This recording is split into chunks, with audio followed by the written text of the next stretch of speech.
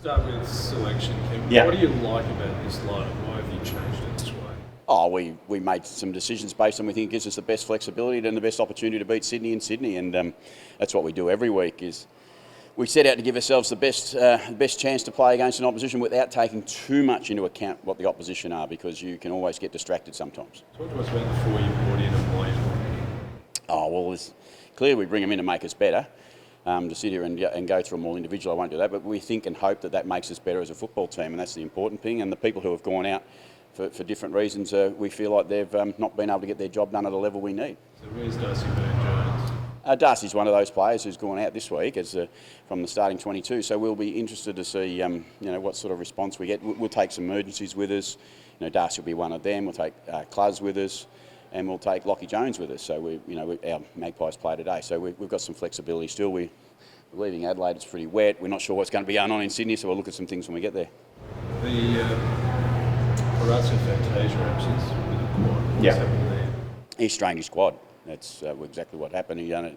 If you can remember the game last week, which we all do, he kicked a long goal and he actually hurt his quad at that very moment. So it's just disappointing for him that he's had a frustrating run, albeit he's had a good run through the pre-season. Do you have any, response to what Warren Trevor said this week? No, I don't. So you feel like, I imagine you're going to say your job is untenable.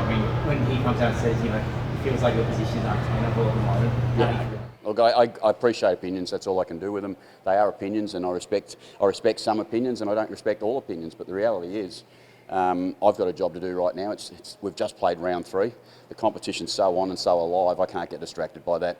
I think the club's been incredibly strong with the way we've handled this situation. We all get that this is going to be topical through the season, and I'm more than comfortable with it being topical because I get that that's a job you have to do. But the reality is I've got a job to do myself, and I'll do that as well as I can. Is the steam coming from the club legend? Sorry? Is the steam coming from the club legend? Media people, no. No, but they're different people. They've got media responsibilities, and I appreciate the fact that they've got opinions. Be that Warren or anyone else in the media, the new people standing here with me, I respect the fact that you work in the media and you have to have some opinions. Do you feel like, he said it feels like there's a disconnect between the club and fans. What's the feedback from fans on the street? I can't break down someone else's thoughts. I can't do that. So you need to ask them those thoughts. Ken, who's Travis Barker? Is he right? Yeah, no, he's right. He's gone through the pre-season. Yeah, 100%. He's right. He's he hasn't had he didn't have the great preparation leading up to the start of the season, but he's now going into his second full game, and we only expect, and we have seen from Travis over an incredible amount of time, that by the time his season's completed, he'll have put together another great season. How are you rating the club's depth at the moment? I guess after having Stanford going, having 3 AFL games. How we're rating our depth? Yeah. Yeah, we think our depth's fine. We think our depth's, I've said that before, we think we've got a really strong list. And some of the results at the moment, our sample group is quite young at the bottom end, and that's going to have a drastic effect at some stage on games. And that's the reality of developing a full squad without ever tipping over, and we don't look to tip over at any stage. So the reality of that, there's some development going on there. Again, those young players that you're marking really, really harshly at the moment, I think you need to just give them some time. They'll be okay. Do you still feel like this is the best list that you've had? I know you talked about I love it when people want to double down on comments, because yes, I do. Do you think I'm going to change my mind on that? No, I'm not. I think I'm really comfortable with where our list is at. The reality is we're 1 and 2. We haven't quite got it perfect. We were in a game last week, right up until about the 7 or 8 minute mark of the last quarter, and we fell over. It was a showdown. We get it. How different is it playing in Sydney, different dimensions and everything? How tough is it? It's not that much different, to be fair. I mean, the ground's actually been adjusted slightly.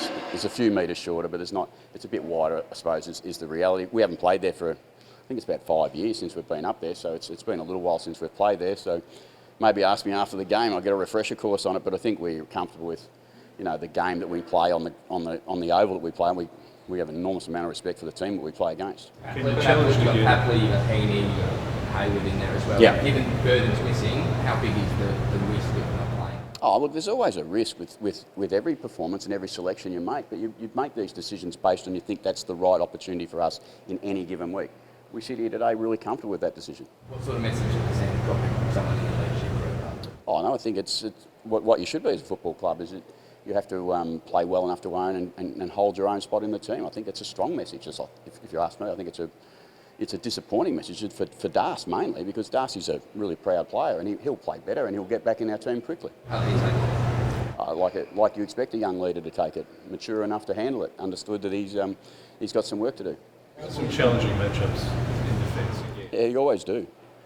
How do you deal with it considering that you had heavy leakage recently? Is it more about your matchups there, or what are you doing in the defence space? It's about our whole team's defence, and we've typically been okay. Our last couple of weeks have been really poor. We've let 2 bigger scores go through, one against a high-octane Collingwood who were flying and going at us pretty hard, and the last week's game was both teams were letting score through at the end. We let more, and we know that collectively we have to be better in defence, not just one area.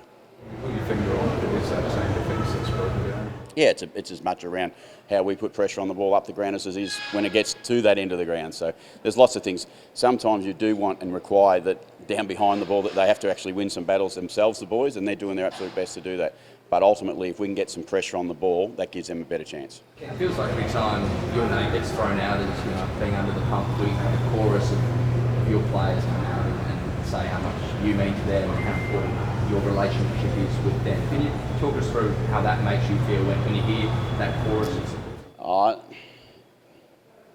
Look, the fact that my players care is really, really good for me, I suppose, in some ways, but the reality is I need them focused on footy.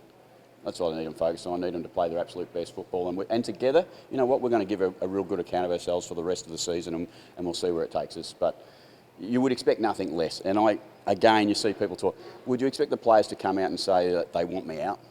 I don't think so. I think that's a ridiculous thing to look for. And the reality is we work together really well. We've got a great relationship. Our whole club is really well connected. We've got nothing to worry about other than getting our job done this week. What's the discussion like with Tom Jonas at the moment, because his form hasn't been reassuring? Like everyone in the team, everyone knows that there's some room to move and there's some places they need to get to themselves individually and collectively. But I'll be strong on it again. If the team's playing well, it's much easier for every individual in the team to play better. Is it unfair to say he's going terribly? Is that putting too much on one player? Yeah, it's unfair. I mean, it's definitely an unfair conversation. Tom's been a great captain for me and I'll respect him forever, and he'll be a player that I will always admire. How's Mr. Georgiades development going? How's the team at the moment? Well, he's learning. He's learning lots about how to play AFL football at the highest level, and everything doesn't always go smoothly. I think we had this conversation last week too around Todd Marshall, and players take time and they take different amount of time and they have different periods within their careers. They have ups and downs.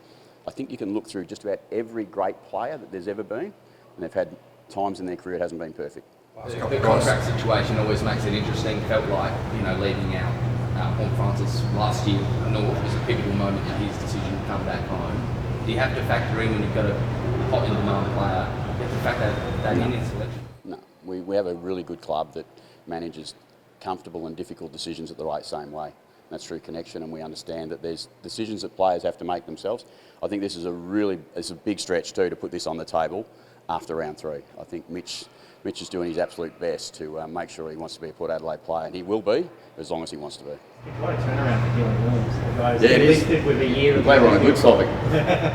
Yeah, Dylan's been a fantastic story. He's worked really, really hard. He's only played one game before, and you all realise that's against Sydney, and it was as a forward. So he's going to come back and play as a defender this week. So we talk around some of the people who are out as defence. Dylan's played some really strong football as a defender through the whole pre-season, and we think there's a great opportunity for him. We think he's got an incredible football brain, and he'll make us better. Has he improved his, tank? Because when he played that game, he looked like he was absolutely, gassed. Yeah, well, if you watch most first game players play at AFL level, it feels like it's the hardest thing they've ever done.